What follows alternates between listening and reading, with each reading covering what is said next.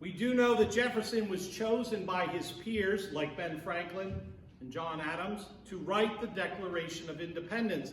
They recognized that he was the most talented writer among them. So in 17 days, Jefferson wrote the first draft while he was staying in this rented room in Philadelphia called now the Declaration House. It's at the southwest corner of Market and 7th Streets in Philadelphia. He reportedly wrote it in a day or two while he was attending Congress as well.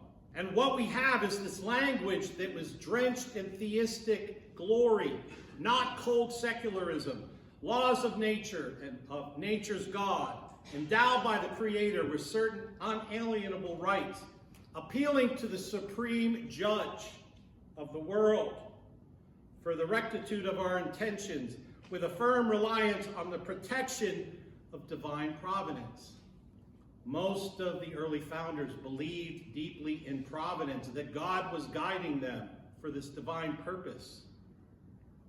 The phrases were rooted in human equality. This was a major revelation that they were struggling with. They didn't get it all right. They obviously struggled. It's actually interesting that in the first draft, he wanted to talk about banning the slave trade, and then they weren't ready for that.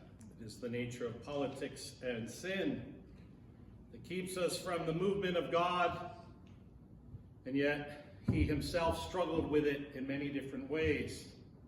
And yet he still was writing this great universal foundation.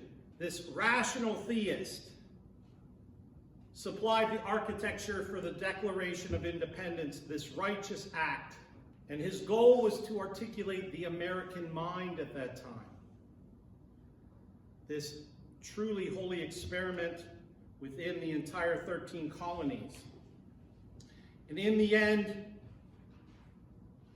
it became a document that changed the world. So how can we not consider the spiritual backdrop of everybody praying for this? How can we not see that this independence movement was guided by God on some level? The Declaration of Independence has no direct quotations of Scripture, but it has a theistic framework, a godly framework. And it resonates with a biblical worldview that was dominant in the colonial culture. It's important to understand our history. Most kids today don't know their history.